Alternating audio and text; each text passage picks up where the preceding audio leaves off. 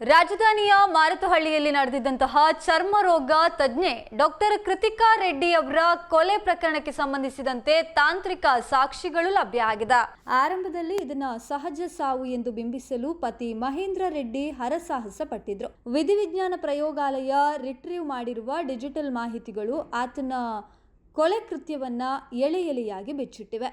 ವಿಶೇಷವೆಂದರೆ ಪೊಲೀಸರ ಕಣ್ಣು ತಪ್ಪಿಸಲು ಆರೋಪಿಯು ಹಣ ವರ್ಗಾವಣೆಯ ಫೋನ್ ಪೇ ಆ್ಯಪ್ ಅನ್ನು ಸಂವಹನಕ್ಕೆ ಬಳಸಿಕೊಂಡಿದ್ದು, ಅಲ್ಲಿಯೇ ತನ್ನ ಪೈಶಾಚಿಕ ಕೃತ್ಯದ ಬಗ್ಗೆ ಪ್ರಿಯತಮೆಯ ಮುಂದೆ ತಪ್ಪೊಪ್ಪಿಕೊಂಡಿದ್ದಾನೆ. ಮಾರತಹಳ್ಳಿಯಲ್ಲಿ ಡರ್ಮಟಾಲಜಿಸ್ಟ್ ಆಗಿದ್ದ ಕೃತಿಕಾ ರೆಡ್ಡಿ ಅವರನ್ನ ಪತಿ ಮಹೇಂದ್ರ ರೆಡ್ಡಿಯೇ IV ಫ್ಲೂಯಿಡ್ ಮೂಲಕ ಅನಸ್ತೇಶಿಯಾ ನೀಡಿ ಹತ್ಯೆ ಮಾಡಿದ.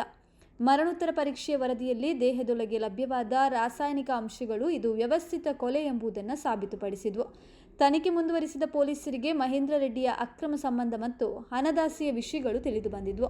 2022ರಿಂದಲೇ ಪ್ರೀತಿಯಲ್ಲಿದ್ದ ಯುವತಿಯೊಂದಿಗೆ ಜೀವನ ನಡೆಸಲು ಅಡ್ಡಿಯಾಗಿದ್ದ ಪತ್ನಿಯನ್ನ ವೈದ್ಯಕೀಯ ಜ್ಞಾನವನ್ನೇ ಅಸ್ತ್ರವಾಗಿ ಬಳಸಿಕೊಂಡು ಆತ ಸಂಚು ಹೂಡಿ ಮುಗಿಸಿದ. ಪ್ರಕರಣದ ಅತ್ಯಂತ ಸ್ಫೋಟಕ ತಿರುವು ಎಂದರೆ ಆರೋಪಿ ಮಹೇಂದ್ರ ರೆಡ್ಡಿ ತನ್ನ ಪ್ರಿಯತಮೆಗೆ ಕಳುಹಿಸಿದ ಸಂದೇಶಗಳು.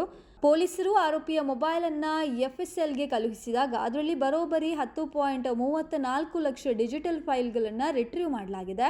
ಈ ಪೈಕಿ 485ಕ್ಕೂ ಹೆಚ್ಚು ಫೋನ್ ಪೇ ಚಾಟ್ಗಳು ಪತ್ತೆಯಾಗಿದ್ದು, ಅದರಲ್ಲಿ ಆತ ನಾನೇ ಕೃತಿಕಲನ್ನ ಕೊಂದಿದ್ದೇನೆ, ಆದರೆ ನನ್ನ ಬಳಿ ಯಾವುದೇ ಪುರಾವೆ ಇಲ್ಲ, ನಾನು ಜೈಲಿಗೆ ಹೋಗ್ತೇನೆ, ನೀವೆಲ್ಲರೂ ಸಂತೋಷವಾಗಿರಿ ಎಂದು ಬರೆದುಕೊಂಡಿದ್ದಾನೆ. ಅಷ್ಟೇ ಅಲ್ಲದೆ ಪೊಲೀಸರು ವಿಚಾರಣೆಗೆ ಕರೆದರೆ ಕೇವಲ ಸ್ನೇಹಿತರು ಎಂದು ಹೇಳುವಂತೆ ಹಾಗೂ ಆಸ್ಪತ್ರೆಯ ಕೆಲಸದ ನಿಮಿತ್ತ ಕರೆ ಮಾಡ್ತಾ ಇದೆ ಎಂದು ಸುಳ್ಳು ಹೇಳುವಂತೆ ಪ್ರಿಯತಮಗೆ ಸೂಚನೆ ನೀಡಿರುವುದು ಈಗ ತಾಂತ್ರಿಕವಾಗಿ ಸಾಬೀತಾಗಿದೆ. ಈಗಾಗಲೇ ಜೈಲಿನಲ್ಲಿರುವ ಮಹೇಂದ್ರ ರೆಡ್ಡಿಯ ಜಾಮೀನು ಅರ್ಜಿಯನ್ನ ವಿಚಾರಣಾ ನ್ಯಾಯಾಲಯವು ವಜಾಗೊಳಿಸಿದೆ.